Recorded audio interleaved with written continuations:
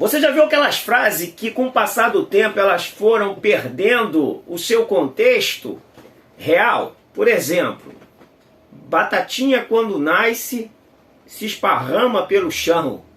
Que na verdade é batatinha quando nasce espalha rama pelo chão.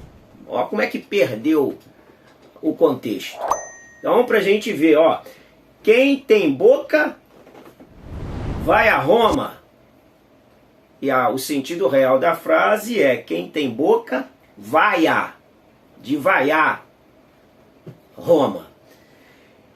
Acontece a mesma coisa na Bíblia Sagrada. Alguns textos eles foram perdendo-se o sentido por má interpretação, por infidelidade de quem fala do texto. Vamos ver 5 textos relacionados a esse assunto e eu já vou pedir a você para se inscrever no canal. Não deixe de acionar o sininho, dá o seu joinha, deixa o seu comentário.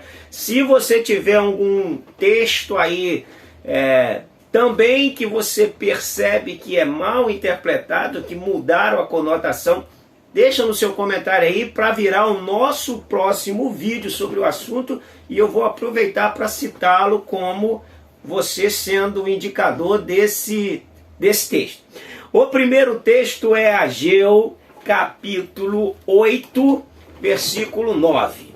Bom, Ageu 8, 9, ele diz assim: como nós estamos acostumados a ouvir, a glória da segunda casa será maior do que a da primeira. Inclusive, a inologia que nós temos nas nossas igrejas é um grande potencializador desses textos errados serem transmitidos nos púlpitos.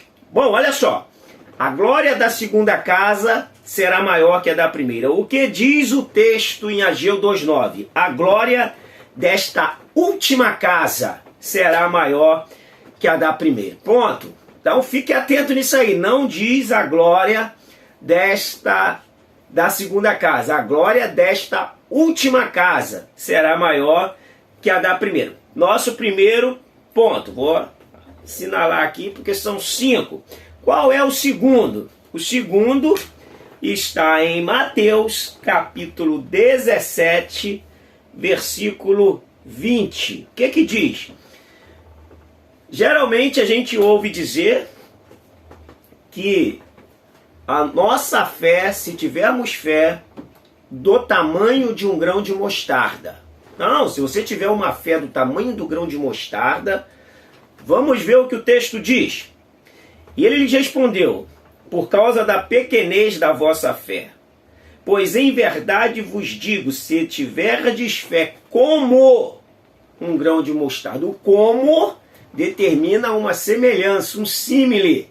Então não é ter fé do tamanho de um grão de mostarda, é ter fé como um grão de mostarda. Então muito cuidado para não errar essas interpretações que são erros infantis, mas que estão rotineiramente sendo usados nos nossos púlpitos. O terceiro é esse aqui, ó. Evangelho de João, capítulo 10, versos 10. O que você está acostumado a ouvir? O diabo veio para roubar, matar e destruir. O que diz o texto? O texto diz: o ladrão vem somente para roubar, matar e destruir. Não tem o diabo no texto. O ladrão está falando aqui da liderança farisaica. Olha, muito cuidado com isso aí, porque nas músicas também é citado o ladrão. Então, não há nenhum texto que fala isso, ainda que o diabo venha para fazer isso. Mas não há texto que diga, o texto que é usado para essa fala não diz o diabo, diz o ladrão. Fica atento com esse detalhe. Vamos lá para o nosso próximo texto. O nosso próximo texto é justamente 1 Coríntios, capítulo 15, versos 45. O que a gente está acostumado a ouvir? Nós estamos acostumados a ouvir que o Adão, que Cristo é o segundo Adão. O que diz o texto?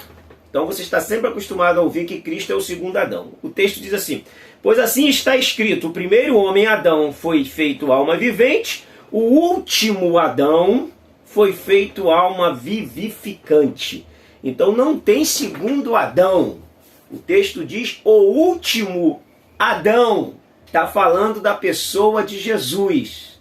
Jesus foi justamente o contraposto de Adão. Então, mais um texto aí para a gente ficar atento, para não partirmos nesses clichês, nesses chavões que deturpam a realidade do texto. E para a gente fechar o nosso quinto, diz assim, que é 1 Pedro 5,8.